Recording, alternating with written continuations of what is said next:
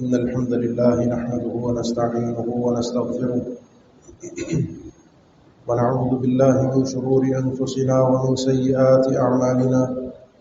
من يهده الله فلا مضل له ومن يضلل فلا هادي له وأشهد أن لا إله إلا الله وحده لا شريك له وأشهد أن محمدا عبده ورسوله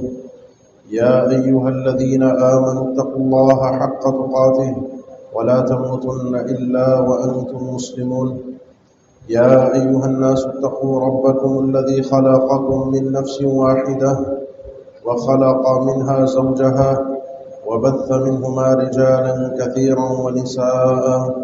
واتقوا الله الذي تساءلون به والأرحام إن الله كان عليكم رقيبا يا أيها الذين آمنوا اتقوا الله وقولوا قولا سديدا يصلح لكم أعمالكم ويغفر لكم ذنوبكم ومن يطع الله ورسوله فقد فاز فوزا عظيما أما بعد فإن أصدق الكلام كلام الله وخير الهدي هدي محمد صلى الله عليه وسلم وشر الأمور محدثاتها وكل محدثة بدعة وكل بدعة ضلالة وكل ضلالة في النار أعوذ بالله من الشيطان الرجيم بسم الله الرحمن الرحيم والفجر وليال عشر والشفع والوتر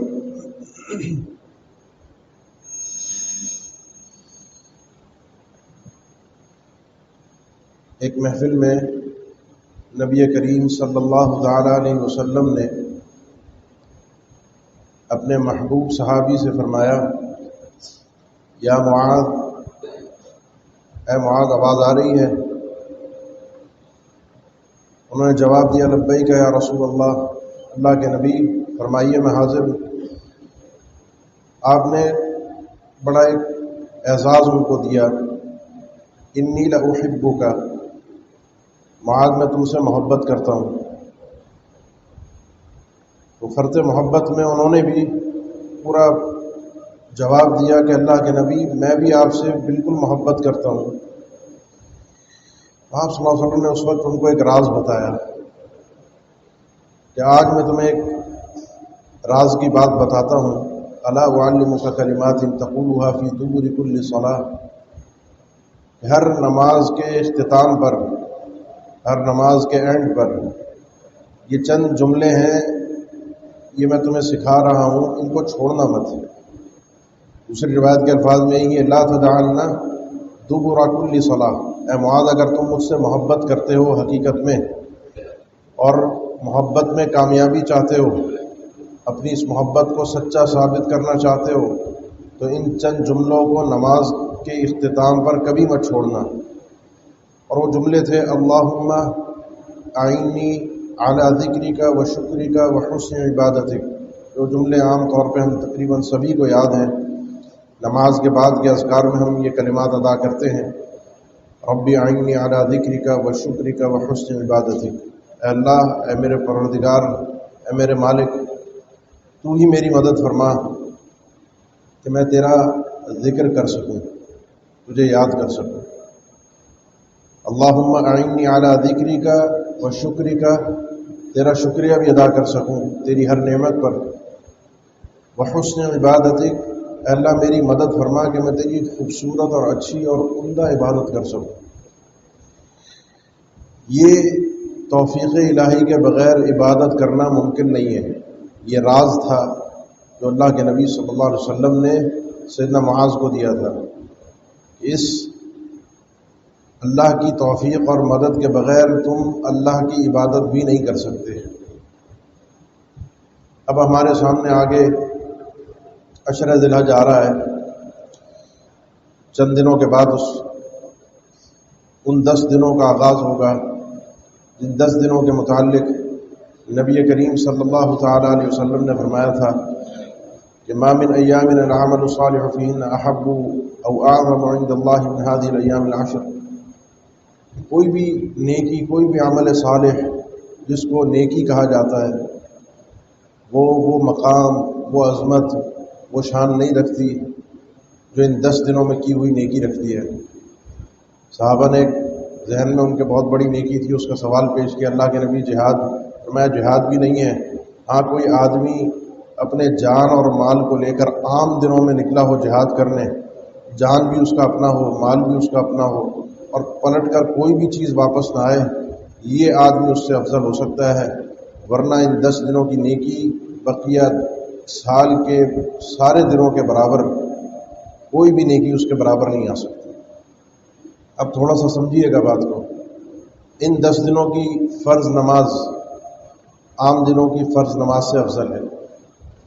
ان 10 دنوں کے نوافل عام دنوں کے نوافل سے افضل ہے،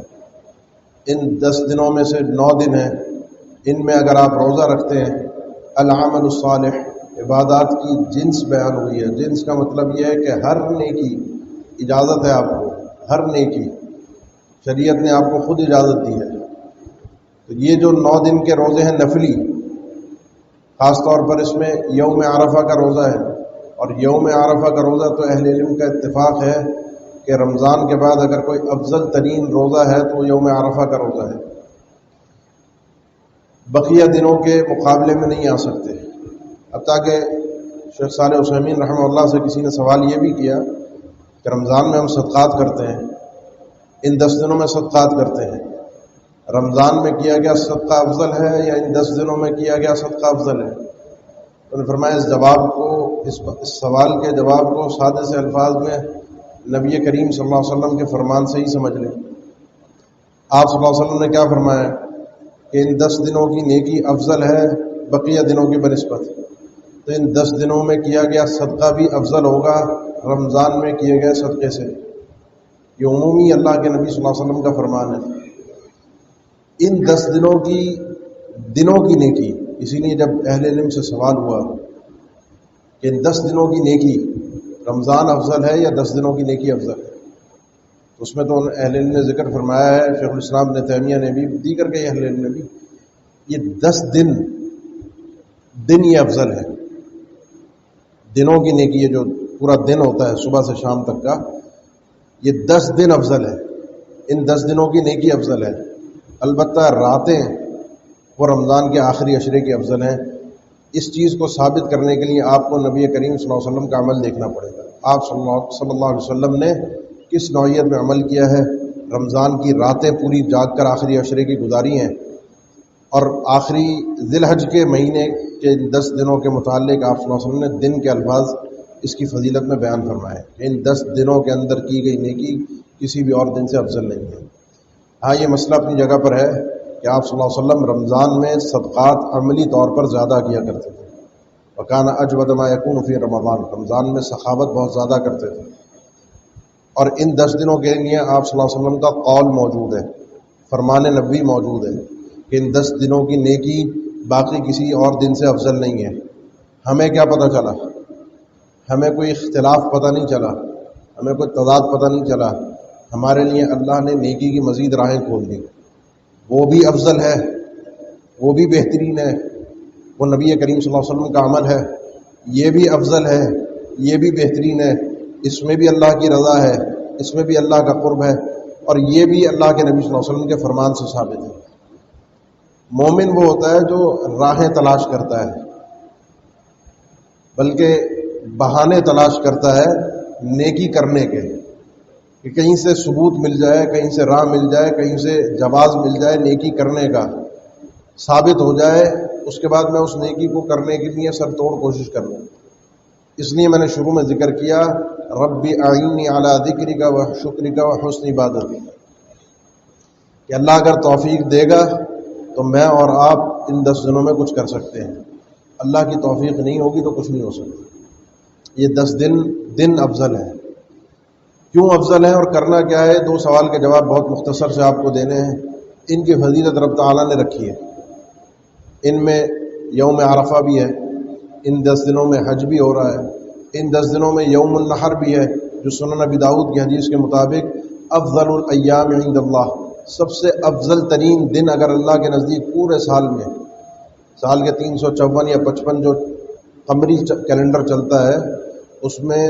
جتنے دن ہیں ان میں سب سے افضل ترین دن اللہ تعالیٰ کے نزدیک یوم النحر، قربانی والا دن 10 ذی الحج کا دن ہے۔ اس دن میں اور آپ یہاں پر قربانی کرتے ہیں، اور وہاں کے لوگ جو بارگاہ الہی میں پہنچے ہوتے ہیں ساری دنیا سے، اس دن وہ حج کے اہم ترین ارکان اور واجبات کو ادا کرتے ہیں، بیت اللہ کا طواف کرتے ہیں، طواف افاضہ، طواف زیارہ، جو بیت اللہ کا سب سے بنیادی رکن ہے۔ یہ یوم النحر ہے۔ یہ ساری عبادتیں، ابن حجر رحمہ اللہ لکھتے ہیں، یہ ساری عبادتیں جس انداز میں ان 10 دنوں کے اندر جمع ہوتی ہیں، اس کے علاوہ سال کے کسی اور دنوں کے اندر یہ عبادتیں جمع نہیں ہو سکتی۔ دوسرا سوال یہ ہے کہ کرنا کیا ہے؟ فضیلت ہے، اہمیت ہے، میں نے اور آپ نے کرنا کیا ہے؟ میں اور آپ آج یہاں بیٹھے ہیں، تو ایک آدمی ہوتا ہے نا جو لمبی سوچ جس کی ہوتی ہے، وہ پلاننگ کرتا ہے، وہ سوچتا ہے کہ میں کیا کروں، یہ 10 دن آ رہے ہیں، میں پہلے سے تیار ہو کر ہو جاؤں۔ رمضان میں جیسے ایک سلسلہ بنا ہوا ہے، ایک ہماری رگوں میں بیٹھا ہوا ہے، ہم تیاری کر ہی لیتے ہیں، لیکن ان 10 دنوں کا اہتمام ہمارے اندر خاص طور پہ پایا نہیں جاتا۔ تو ان 10 دنوں کے لیے کروں کیا؟ اس کا ایک تو سیدھا سادہ سا جواب ہے، بالکل سادہ سا جواب ہے، العمل الصالح فیہن احب الی اللہ۔ ہر نیکی اللہ کو ان 10 دنوں کے اندر بہت محبوب ہے، ہر نیکی۔ اور میں یہ بات جب حدیث کا مطالعہ کیا، بہت چیزیں سامنے آئیں، تو اللہ کے نبی صلی اللہ علیہ وسلم نے جو مثالیں پیش کی ہیں پچھلی امتوں کی، پچھلی قوموں کی، لوگوں کی جنت میں جانے کی، کہ فلاں شخص جنت میں گیا، اس کی نیکی تھی پیاسے کتے کو پانی پلا دیا، فلاں شخص جنت میں گیا، اس کی نیکی یہ تھی کہ اس نے کسی انسان کے ساتھ چلتے ہوئے بھلائی کر دی تھی، فلاں شخص کو نیکی کے اندر، جنت کے اندر اس نیکی کی بنیاد پر میں نے دیکھا یہ تقلب فی الجنہ، کہ اس نے مسجد سے کوئی گندگی، کوئی تنکا، کوئی کچرا اٹھا کر باہر نکال دیا تھا، کسی شخص نے راستے سے اٹھا کر کنکر کو سائڈ پہ کر دیا، راستے سے اٹھا کر کسی رکاوٹ کو، پتھر کو سائڈ پر کر دیا، اللہ نے اس کے اس عمل کی قدر کی۔ یہ اگر آپ پڑھتے ہیں نا حدیث کو، تو اس سے ایک بات یہ سمجھ میں آتی ہے کہ جنت ہے بڑی قیمتی چیز، لیکن دل کے لگاؤ اور دل کے اخلاص کے ساتھ چھوٹا سا عمل انسان کو بہت اعلیٰ مقام پہ پہنچا سکتا ہے، جہاں پر شاید بڑی بڑی نیکی بھی انسان کو نہ پہنچا، کیونکہ بڑی بڑی نیکیوں میں انسان کی نیت بڑی بڑی ہو جایا کرتی ہے، اور چھوٹی چھوٹی نیکیوں میں، کیونکہ میں اور آپ چھوٹی نیکیوں کو ویلیو دیتے نہیں ہیں۔ کوئی اگر مسجد سے تنکا اٹھا رہا ہے، میں نے اور آپ نے توجہ ہی نہیں دی، کس نے اٹھایا، کس نے کیا، کسی نے چلتے ہوئے پتھر کو سائڈ پہ کر دیا، کسی کی نظر میں اس کی ویلیو نہیں ہے کہ اس آدمی نے کوئی نیکی کی ہے، یہ نیک آدمی ہے، یہ متقی آدمی ہے۔ اس لیے یہ نیکیاں جو ہوتی ہیں چھوٹی چھوٹی، یہ عمل صالح اس نوعیت کا جو ہوتا ہے، یہ اللہ کے ہاں بڑا مقام رکھتا ہے۔ بڑی نیکیوں کی بھی اہمیت ہے اگر اس کے اندر اسی طرح کا اخلاص پایا جائے، اسی طرح کا اللہ کے لیے رضا کی کوشش انسان کے اس عمل میں پائی جائے، جو کہ ہوتی بڑی مشکل ہے۔ العمل الصالح، ان 10 دنوں کے اندر جس چیز کو شریعت نے نیکی کہا ہے، اس چیز کے لیے عمومی وقت سے اس چیز کا ثبوت ثابت ہے، وہ کام ضرور کیجیے۔ دوسرے نمبر پہ عمل صالح کے اندر کرنا بھی ہوتا ہے اور رکنا بھی ہوتا ہے۔ توجہ ہماری چلی جاتی ہے زیادہ تر کرنے پر۔ رمضان میں تو ہمیں بتایا جاتا ہے نا، پھر روزے میں جھوٹ بولا، دھوکہ دیا، غیبت کی، زبان کی حفاظت نہیں کی، روزہ ضائع ہو جائے گا، اجر چلا جائے گا۔ اسی طریقے سے یہ ذی الحج کے ایام بھی ہیں، ان میں بھی انسان اگر گناہوں کے دلدل میں دھسا رہا، اللہ کی نافرمانیاں کرتا رہا، یہ اعمال صالحہ کی مخالفت ہے، اللہ کا قرب انسان کو نصیب نہیں ہوتا۔ دوسرے نمبر پر آپ اور میں کوشش یہ کریں کہ جو کوئی فہرست میں کہیں اونچ نیچ ہے، اعمال کے اندر کوئی اوپر نیچے معاملات ہیں، کوئی خرابی ہے، اس کو دور کرنے کی انسان کوشش کرے۔ تیسرے نمبر پر جو نیکی کرنے کی ہے خاص طور پر،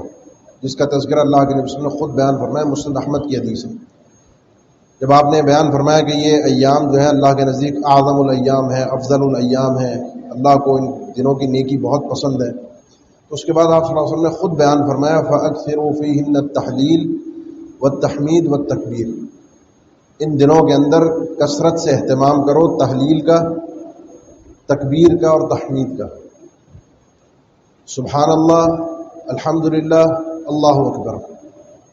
ان کلمات کا بکثرت، اللہ کا ذکر بکثرت ان دنوں کے اندر کرو۔ قرآن مجید میں جو یہ فرمان باری تعالیٰ ہے سورہ حج کے اندر وَيَذْكُرُ اسْمَ اللَّهِ فِي أَيَّامٍ مَّعْلُومَاتٍ عَلَىٰ مَا رَزَقَهُم مِّن بَهِيمَةِ الْأَنْعَامِ، تقریباً اہل علم کی جس میں ابن عمر اور ابن عباس رضی اللہ تعالیٰ عنہما سے تفسیر ثابت ہے کہ ایام معلومات کے لوگوں کو چاہیے اللہ کا ذکر کریں، اللہ کو یاد کریں ایام معلومات میں۔ صحابہ اکرام سے منقول ہے ایام معلومات سے مراد یہ ایام عشر ہیں، ذی الحج کے 10 دن ہیں۔ ان 10 دنوں کے اندر اللہ کا ذکر، اور اس ذکر کے اندر آپ کو اور مجھے خصوصی طور پر ذکر کے اندر سبحان اللہ، الحمدللہ، اللہ اکبر عطا کیا گیا۔ ان کلمات کو آتے جاتے چلتے پھرتے اٹھتے بیٹھتے، ویسے ہی آپ جانتے ہیں جو صحیح بخاری میں معلقاً موجود ہے، سیدنا ابو ہریرہ اور ابن عمر بازار جاتے اور یہ تکبیرات کا بکثرت بازار میں چلتے پھرتے اہتمام کرتے، یخرجان الی السوق فیکبران ویکبر الناس بتکبیرہما، دونوں تکبیریں پڑھتے اور لوگ جو اپنے کام کاج میں مشغول ہوتے ان کو تکبیرات پڑھتا ہوا سن کر خود بھی وہ تکبیرات ان کے ساتھ ساتھ پڑھنا شروع ہو جاتے۔ جس طرح ہم عیدگاہ میں دیکھتے ہیں کہ عام طور پہ کوئی مائک لے کر کوئی صاحب عید سے پہلے کھڑے ہوتے ہیں، کوئی نہ کوئی ہر عیدگاہ میں تقریباً یہ ایک مزاج بنا ہوا ہے، تکبیرات پڑھ رہے ہوتے ہیں، کوئی اعلانات ہیں، کوئی معاملات ہیں، ان کی تکبیرات کے ساتھ ساتھ مجمع ایک پورا مشغول ہوتا ہے، کہیں کسی کی سوچ، کوئی دماغ، کوئی ادھر ادھر کی بات نہیں ہوتی، وہ بھی مشغول ہوتے ہیں، وہ بھی مشغول ہوتے ہیں تکبیرات کے اندر۔ یہ اہتمام ان پورے 10 دنوں کا ہے۔ انسان بازار میں بھی، چلتے پھرتے بھی، آتے جاتے بھی، گھر کے اندر بھی، آواز اونچی کر کے آپ کے بچے، آپ کے بڑے، آپ کے چھوٹے، آپ کے گھر کی خواتین، سب اس ذکر کے اندر آپ کو بولتا ہوا سن کر، آپ کو اونچی آواز سے بولتا ہوا سن کر آپ کے ساتھ مشغول ہوں گے۔ اس نیکی کی راہ دکھانے میں، اس نیکی کا ذریعہ بننے میں آپ کو آپ کی نیکی کا تو اجر ملے گا، لیکن ساتھ ساتھ جو لوگ آپ کی اس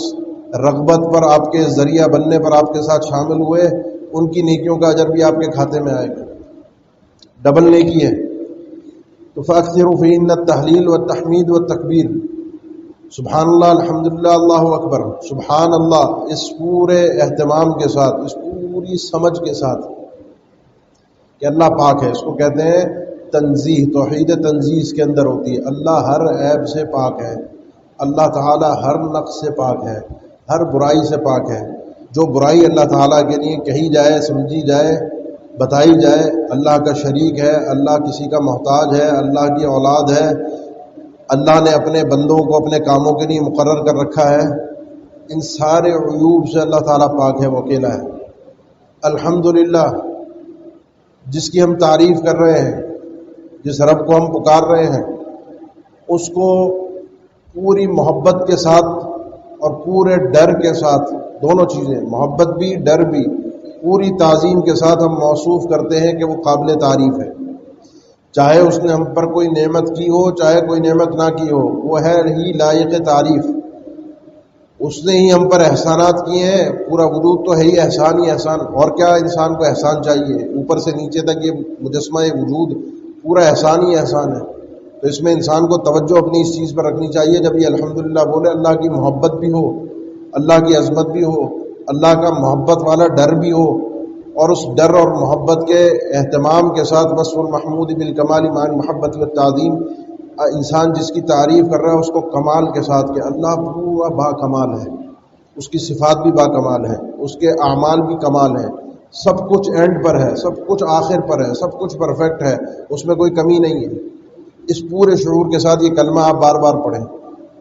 نماز کے اندر ہم یہ کلمات دہراتے ہیں، الحمدللہ بھی پڑھا جاتا ہے، اللہ اکبر بھی پڑھا جاتا ہے، سبحان اللہ بھی پڑھا جاتا ہے، نماز کے بعد کے اذکار میں بھی پڑھا جاتا ہے، اسی شعور کے ساتھ۔ اور آخری کلمہ اللہ اکبر کا ہے۔ اللہ سب سے بڑا ہے۔ اللہ سب سے بڑا کا مطلب یہ ہے کہ اللہ اپنے اعمال میں، اپنے کاموں میں، اپنے معاملات میں سب سے بڑھ کر ہے۔ اس کو کوئی عاجز نہیں کر سکتا، اس کو کوئی نیچا نہیں کر سکتا، اس کو کوئی ہرا نہیں سکتا، یہ تو بہت دور کی بات ہے، اس کے کوئی مقابلے میں آ نہیں سکتا۔ بڑے بڑے آنے کی جنہوں نے کوشش کی وہ چلے گئے۔ اس لیے ان کلمات سے یہ چیز ثابت ہوتی ہے کہ بندے کا ناطہ اور تعلق اللہ کے ساتھ سچا اور پکا ہونا چاہیے، اللہ کی معرفت کے ساتھ ہونا چاہیے، اللہ تعالیٰ کی پہچان کے ساتھ ہونا چاہیے۔ اور اللہ کے ساتھ جب انسان کا تعلق مضبوط ہوتا ہے اہتمام کے ساتھ، پھر اس کو ان 10 دنوں کے اندر مزہ آتا ہے جب یہ شعور کے ساتھ یہ انسان کلمات پڑھے گا، سبحان اللہ، الحمدللہ، اللہ اکبر۔ باقی اس کے علاوہ آپ کے لیے اللہ تعالیٰ نے دروازے کھول دیے نیکیوں کے، ساری نیکیاں آپ کے سامنے ہیں۔ بس اللہ سے دعا یہ کیجئے، ربی اعینی علی ذکرک و شکرک و حسن عبادتک، اللہ توفیق دے دے اب کرنے کی، اہتمام کی توفیق دے دے، تیری خوبصورت عبادت ان 10 دنوں میں کر سکوں، گناہ سے اپنے آپ کو بچا سکوں، تیرا نام اونچی آواز میں لے سکوں، تیرا نام دنیا کے سامنے لے کر بتا سکوں میں تیرا ماننے والا ہوں، اور تیری یہ عظمت، تیری یہ محبت میرے دل کے اندر اتر جائے اور میں دل سے تیرا بن جاؤں۔ یہ ان 10 دنوں کے اندر انسان کو حاصل ہو جائے تو سمجھ لے اس نے ان 10 دنوں کی اہمیت کو سمجھ لیا، پا لیا۔ اب آپ سے 2 باتیں اور کرنی ہیں۔ ایک بات یہ ہے کہ عشرہ ذی الحج کے آغاز کے بعد اذا دخل العشر اراد احدکم یضحی، جب 10 دنوں کا آغاز ہو جائے اور تم میں سے کسی شخص کا قربانی کا ارادہ ہو تو فلیمسک عن شعرہ واظفارہ، اسے چاہیے نہ اپنے ناخن کاٹے اور نہ اپنے بال کاٹے۔ یہ ہر قربانی کرنے والے کے لیے اللہ کے نبی صلی اللہ علیہ وسلم کا حکم ہے، اور بہتر یہی ہے کہ انسان اسی طریقے کے مطابق اس پر عمل کرے۔ جس کا قربانی کا ارادہ ہے، کوئی اس کے ہیں سمجھتا ہے کوئی ناخن بالوں کی نظافت کا معاملہ کرنا ہے، صفائی کا معاملہ کرنا ہے، تو ابھی الحمدللہ کچھ دن، 2-3 دن 4 دن موجود ہیں جو بھی ہیں، اس میں وہ آدمی اپنے معاملات کر سکتا ہے۔ 10 دنوں کے اندر اپنے آپ کو قربانی کرنے والا شخص ان چیزوں سے روک کر رکھے۔ اس کے علاوہ باقی چیزیں انشاءاللہ اگلے جمعے سماعت فرمائیں گے۔ یوم عرفہ کا روزہ ہے، باقی یوم عرفہ کے فضائل ہیں، وہ انشاءاللہ چونکہ بعد کا معاملہ ہے تو انشاءاللہ آئندہ جمعے آپ کے لیے پیش کر دیا جائے گا خطبے کے اندر۔ تیسری چیز جو اس جمعے کے اندر آخری بات آپ سے کرنی ہے، وہ ایک قابل توجہ چیز ہے۔ اس چیز کا احساس اور ادراک انسان کو لازمی کرنا چاہیے اور اللہ کا شکریہ ادا کرنا چاہیے۔ مجھے یاد ہے پچھلے مہینے جب یہاں آپ کے یہاں جمعہ تھا تو اس جمعے میں میں نے خاص طور پر دعا کی اپیل کی تھی برما کے مسلمانوں کے لیے۔ کاکس بازار علاقہ ہے جہاں پر سارے ریفیوجیز موجود ہیں، جو سارے برما کے مسلمانوں کو نکالا ہوا ہے، اور وہ بنگلہ دیش اور میانمار کے بارڈر کے اوپر موجود ہیں۔ وہ بالکل یعنی ان کی زندگی ایسی ہے کہ اللہ ان کو اس کا صبر کا اور اس تکلیفوں کا اجر عطا فرمائے۔ وہاں پر پچھلے مہینے جب میں یہاں آپ کے یہاں جمعے کے لیے آیا تھا، اسی ہفتے کے اندر وہاں طوفان آیا تھا، اور طوفان نے وہیں ہٹ کیا تھا، وہیں لینڈ کیا تھا۔ وہاں جو تباہی ہوئی تھی، وہاں جو مناظر تھے، ایک تو ویسے ہی ان کے پاس رہنے کو گھر نہیں تھا، ان کے جو احوال تھے۔ اس مہینے ہم نے بھی کافی کچھ سنا، کافی چیزیں آپ بھی دیکھتے رہے، ہم بھی دیکھتے رہے، اور آپ جانتے ہیں کہ یہ اللہ کا لشکر ہے، پانی ہوا یہ اللہ کا لشکر ہے، کیسے کہاں پھرتا رہا سب۔ اب تو ٹیکنالوجی ہم نے سب نے دیکھتے رہے کہاں سے وہ چلا، کہاں سے وہ کب کس دن کتنا اس نے روٹ چینج کیا، کہاں پر آ کر کہاں مڑا، اور پھر کیا ہوا، اور آخری لمحے تک کیا خبریں تھیں، صبح تک کیا خبریں تھیں، وہ کہاں پر گیا، کیا ہوا۔ آپ کے اس شہر کو اللہ تعالیٰ نے مکمل حفاظت کے ساتھ رکھا ہے، مکمل حفاظت کے ساتھ۔ ایک یعنی کہا جائے نا کہ ایک ذرے کی آنچ آئی ہو، اس طوفان کی وجہ سے کوئی نقصان ہوا ہو، ایک ذرے کا نقصان نہیں ہوتا، زیادہ دور نہیں تھا، کوئی اب میرا خیال ہے 200 کلومیٹر 250 کلومیٹر ہوگا، تھوڑا سا گھومتا، تھوڑا سا روٹ چینج ہوتا وہ یہاں آ سکتا تھا۔ اور کوئی دنیا کی اب تک کوئی ٹیکنالوجی ایسی طاقت بنی نہیں ہے تو جو ان طوفانوں کے رخ کو پھیر دے۔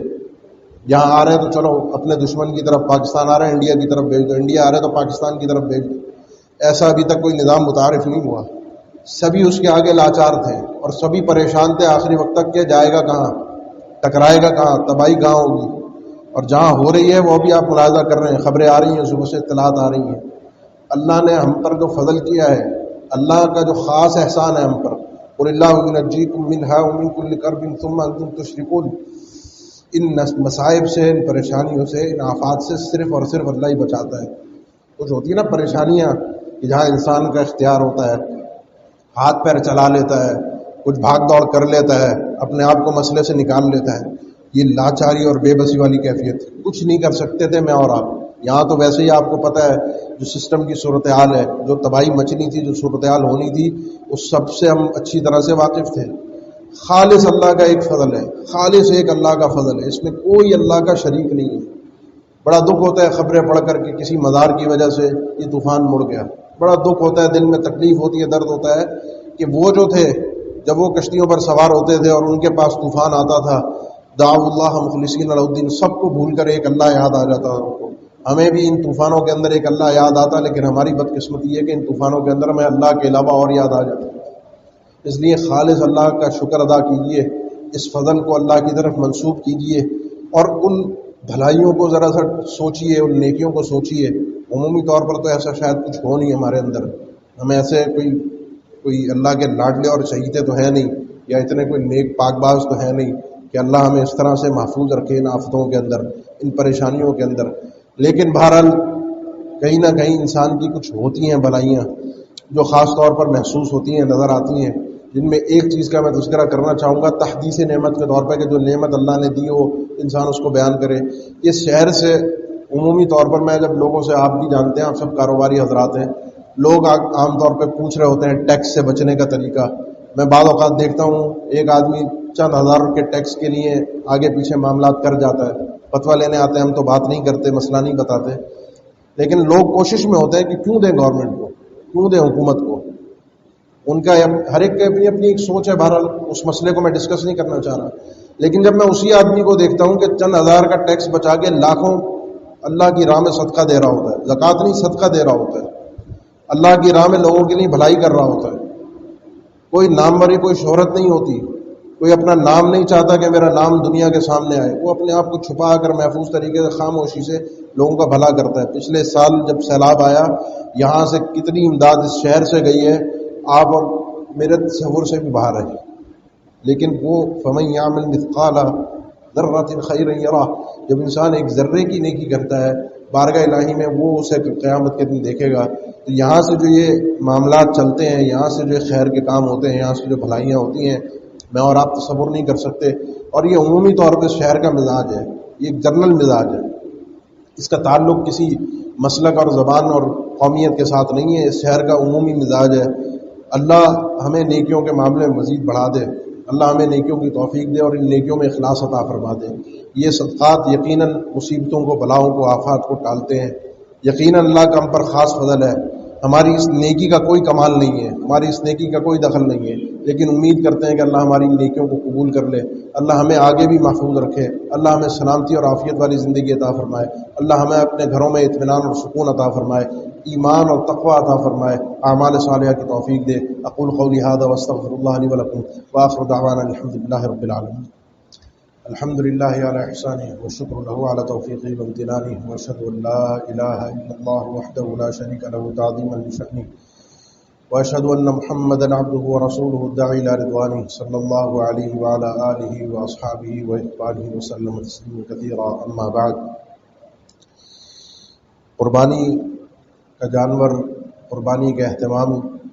یہ ایک انسان کی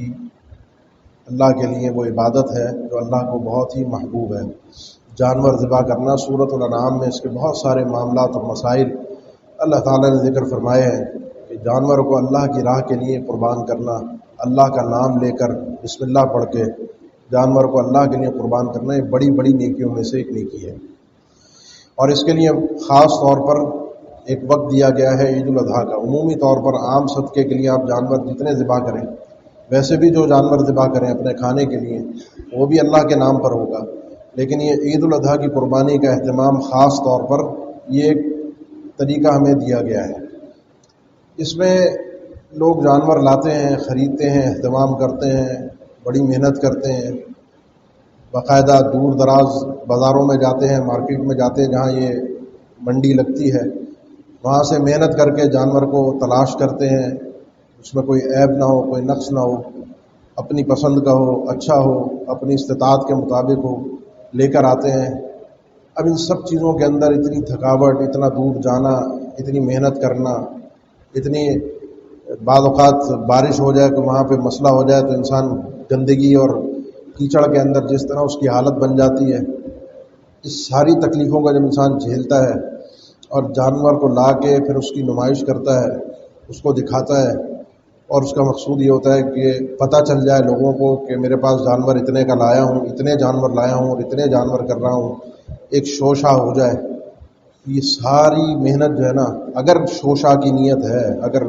دکھاوے کی نیت ہے، تو آپ سب جانتے ہیں کہ روپے کا بھی اجر نہیں ملنا ہے.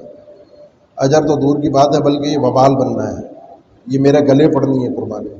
اس لیے کوشش کیجئے اس جانور کی خریداری سے ہی قربان کرتے ہوئے اخلاص وہ تو ہے ہی ہے، جب چھری چلے گی جب اخلاص ہے ہی ہے، بعد میں تقسیم کرنا تو ہے ہی ہے، خریداری کے آغاز سے اس کے پالنے سے اس کے ذبح کرنے تک اس پورے مرحلے کے اندر یہ عبادت ہے اللہ تعالیٰ کی، اس کا خاص اہتمام کیجئے۔ اخلاص بہت ضروری ہے، اخلاص کے بغیر اس عبادت کو مت سر انجام دیں۔ بہتر ہے وہ آدمی جو ریاکاری کے ساتھ کرتا ہے، بہتر ہے کہ جو اس عبادت کو سر انجام ہی نہیں دیتا، کرتا ہی نہیں ہے۔ جس کے پاس توفیق نہیں، اس نے کیا نہیں، وہ بچ گیا، اس کو تو نہ اجر ملا نہ گناہ ملا۔ لیکن وہ آدمی جو قربانی کا جانور لا کر تھک کر پریشان ہو کر نمائش کر کے دکھاوا کر کے شوشہ اور ناموری حاصل کر کے وہ اس کے گلے پڑ گئی۔ اس لیے فیصلہ کیجئے اپنے اعمال کے اندر، اپنی نیتوں کے اندر، خاص طور پر جو عبادتیں ظاہر ہو رہی ہوتی ہیں یا جن عبادتوں کو ظاہر کیا جا رہا ہوتا ہے، ایک فیشن بن جاتا ہے کوئی عبادت، تو اس فیشن سے اپنے آپ کو انسان بچائے، اپنے آپ کو اللہ کے قریب کرنے کی انسان کوشش کرے۔